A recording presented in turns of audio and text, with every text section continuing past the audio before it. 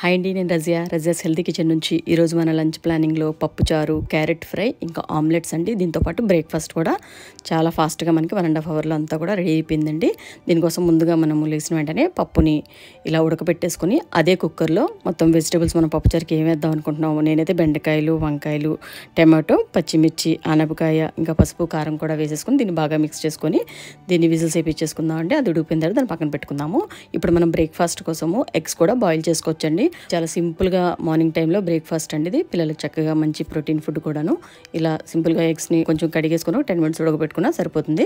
ఇప్పుడు మనం పప్పుచారు తాలింపు వేసుకుందామండి. కొంచెం ఆయిల్ వేసుకొని ఆవాలు, అందులోకి మనం ఇలా వెల్లుల్లిపాయలు, కరివేపాకు, ఎండుమిర్చి, జీలకర్ర ఇవన్నీ వేసేసుకొని ఒకసారి బాగా కొంచెం లైట్గా ఫ్రై చేసుకొని ఇప్పుడు ఇందులోకి మనము చింతపండు గుజ్జుని ఇందులో వేసుకుందామండి.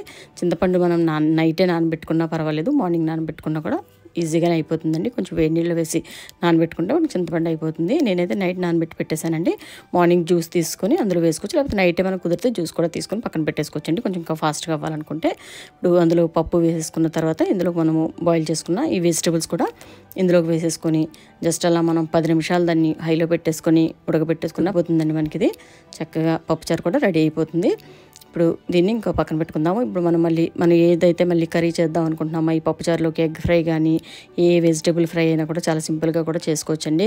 వెజిటేబుల్ ఫ్రైస్ ఏమైనా చేసుకోవాలనుకుంటే నైటే కట్ చేసుకొని కూడా మార్నింగ్ ఈజీగా పప్పుచారులోకి మనం ఫ్రై చేసుకోవచ్చు. క్యారెట్ అండి, నేను క్యారెట్ ఫ్రై చేస్తున్నాను.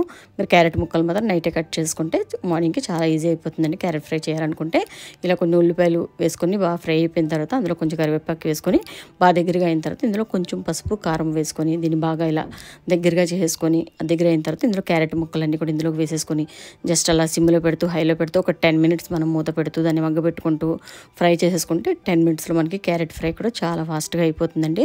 చాలా సింపుల్గా మనం ప్లాన్ చేసుకుంటే మార్నింగ్ లంచ్ హెల్తీగా చక్కగా రెడీ అయిపోతుందండి. ఇలా పప్పుచారు ఈరోజు మన లంచ్లో చక్కగా పప్పుచారు అయిపోయింది. ఇదే టైంలో మార్నింగ్ మనకి పప్పుచారుతో పాటు క్యారెట్ ఫ్రై కూడా కంప్లీట్ అయిపోయిందండి. క్యారెట్ ఫ్రై ఇష్టపడకపోతే పిల్లలు దీంట్లో ఒక ఆమ్లెట్లైనా ఏదైనా కూడా వెజిటేబుల్ కర్రీ చక్కగా చాలా బాగుంటుందండి. పప్పుచారులోకి ఏ కాంబినేషన్ అయినా కూడా మనం చక్కగా కూడా మార్నింగ్ ప్లాన్ చేసుకోవచ్చు. చక్కగా మన ఎగ్స్ కూడా బాయిల్ అయిపోయినాయి. ఈరోజు నేను వీటితో పాటు చపాతీ అండి, బ్రేక్ఫాస్ట్లోకి కొంచెం పిండి కూడా కలిపి ఉంచాను చపాతీ చేద్దామని. సో ఈ పప్పుచారులోకి మా బాబుకి అయితే ఆమ్లెట్స్ అంటే చాలా ఇష్టం అండి. సో ఆ క్యారెట్ ఫ్రైతో పాటు తినకపోయినా మళ్ళీ అలా వదిలేయకుండా కొంచెం ఆమ్లెట్స్ కూడా వేస్తున్నానండి. క్యారెట్ ఫ్రై ఒక్కోసారి తింటాడు, లేకపోతే తిప్పి తెచ్చేస్తుంటాడు. కాబట్టి మనం ఇలా కొంచెం ఎక్స్ట్రాగా మనం ఏదైనా ప్లాన్ చేసినా కూడా మనకు మధ్యాహ్నానికి లంచ్కి ఉంటుంది కాబట్టి ఈవినింగ్ వరకు తీసుకోవచ్చు. కాబట్టి ఇలా నేను అయితే ఎక్స్ట్రాగా అయితే ఒక కర్రీ కూడా చేసే పెడుతున్నానండి. ఇన్కేసు వాళ్ళు మనం ముందు ఇష్టపడకపోయినా మనం క్యారీస్ పెట్టాం కాబట్టి లంచ్లో ఫ్రెండ్స్ అందరూ ఉంటారు కాబట్టి మోస్ట్లీ వాళ్ళు షేర్ చేసుకోవడం కానీ తినడం కానీ జరుగుతుందండి. తినే తీసుకొస్తారు. ఇంకా సాయంత్రానికల్లా అలా పెట్టినా పర్వాలేదు చక్కగా. ఇంతేనండి. ఇంకా మనకి బ్రేక్ఫాస్ట్లో చక్కగా చపాతీ నెయ్యి వేసుకొని చక్కగా మనం ఇలా చపాతీని ఒక చపాతీ వేసినా కూడా వాళ్ళకి చక్కగా సరిపోతుందండి. సఫిషియెంట్గా వాళ్ళకి అందవలసిన పౌష్టికత అంతా చక్కగా అందుతుంది.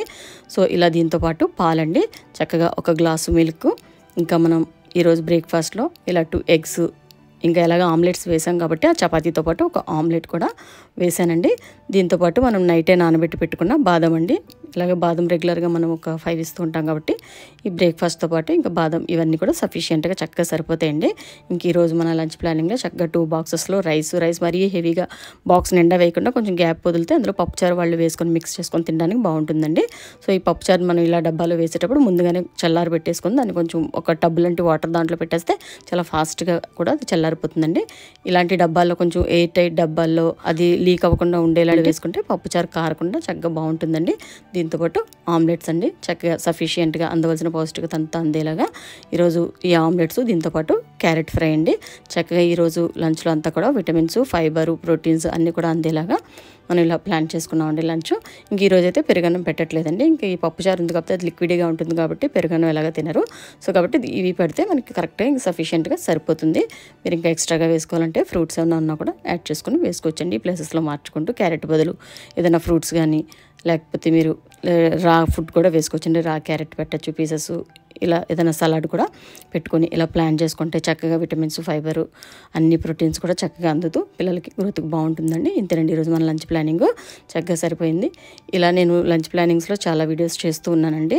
ఈ వీడియోస్ కూడా ఒకసారి ఫాలో అయ్యి ప్రీవియస్ వీడియోస్ కూడా చూడండి. చక్కగా అన్నింట్లోనూ పౌష్టిక విలువలు అన్నీ ఉండేలాగా నేను లంచ్ని ప్లాన్ చేస్తున్నాను.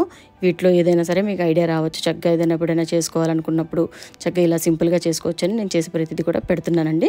ఈ వీడియోస్ ఎలా ఉంటున్నాయో ఒకసారి నాకు కామెంట్స్లో తెలియచేయండి. వీడియోస్ కనుక మీకు నచ్చినట్లయితే లైక్ చేయండి, ఛానల్ని సబ్స్క్రైబ్ చేసుకోండి. ఛానల్ని సబ్స్క్రైబ్ చేసుకొని బెల్ ఐకాన్ని క్లిక్ చేస్తే స్ట్రైట్గా నేను పెట్టిన వెంటనే వీడియో మీ దగ్గరికి వచ్చేస్తుందండి.